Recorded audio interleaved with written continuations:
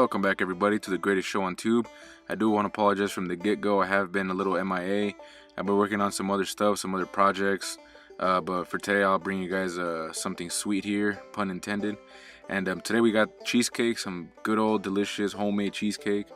Try to get the it's just used cream cheese, but obviously you're gonna have the Philadelphia brand and you're gonna have just your regular generic brand. I got these at Walmart, so I got the great value.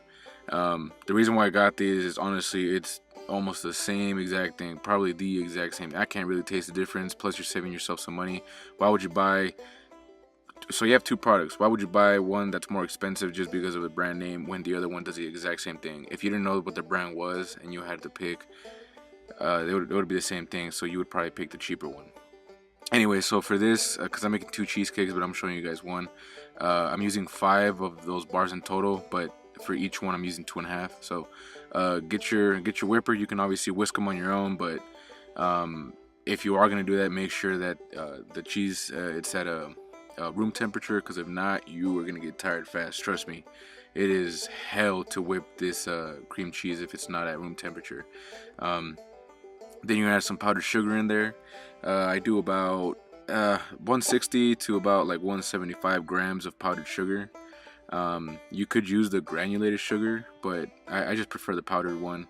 I guess because of the powder of it, plus you're doing cheesecake, so I don't know, just my personal preference, I guess. But so as you can see, I did like 120, and then whip that in. That way it's not too much sugar at once, and then I did a 50. Because if you start whipping it, when you have a big old pile of sugar, it's gonna go everywhere. It's gonna just poof everywhere. So then you add 2 eggs in there, two whole eggs, and then 1 egg white. So 3 eggs, obviously 2 yolks, etc. Anyways, so do one, whip it with the fork, throw it in, whip the entire cheese with the mix, then throw another egg with the egg white, and then whip that in there. I whip a lot in this for this cheesecake. As you can see, I just keep stirring and whipping and non-stop whisking it. Add a little splash of milk. I didn't used to do this before, but previously I started doing adding some milk into the cheesecake, just a little bit though. And then add 2 generous tablespoons of flour in there. This flour it's not plain flour. It's my secret ingredient for this. I won't be giving it out, but if one of you guys can figure it out in the comment section below, I'll probably let you know if you did get it right. But wouldn't it be cool if this lemon was a big old egg or something, or you can just crack it open and throw the lemon juice in there. So anyways, we're gonna use the lemon zest now from this lemon. Obviously you're not gonna use that one right there because you'll be cutting slices into it, or that one that I just pointed at right now. It's like it's not really a grinder, or not like a, just use the other one. It's like just use a small one. I have this big old I don't know what this is called, but it's multifunctional, so it works. But as you can see there's some lemon zest left over, and try to get as much of it as you can.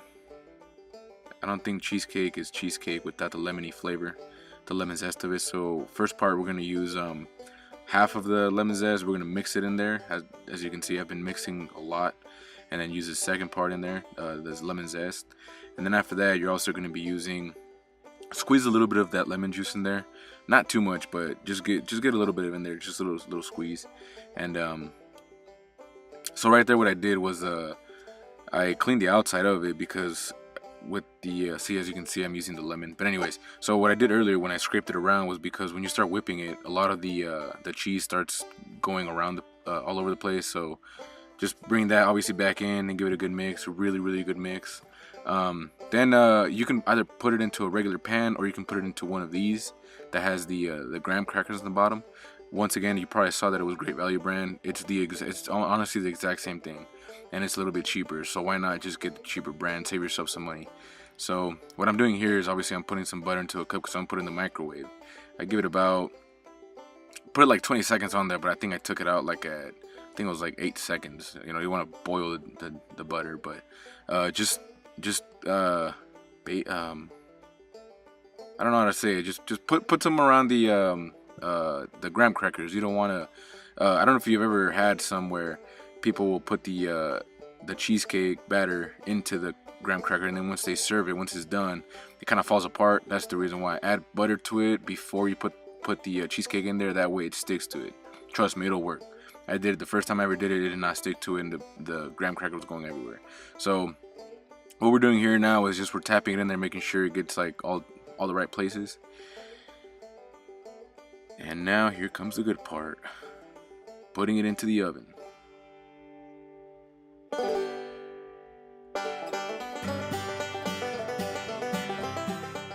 So one thing that I will apologize for is I did not get a video of while this cheesecake was rising, while it was cooking, I guess, in the oven. So I found some pictures online here. Here's one. It'll start cracking. It just depends how much, honestly, you leave it in there. This picture's a little blurry, but as you can see, mine cracked a lot compared to the other ones I just showed you. I actually prefer it, not the cracking, but I prefer the browning a little more, so that's why it'll tend to crack more. As you can see here, like that area will start rising up. It went about that high, but not bad. Yeah, it went about that high. Then it starts going down. Obviously, once you take it out of the oven, it'll stop. But obviously, these look, definitely homemade, because the ones that you get at the store, those are like those are made by God, basically. They come out perfect, and I mean, there's nothing perfect out there unless you buy some store-bought cheesecake. Those look like perfection.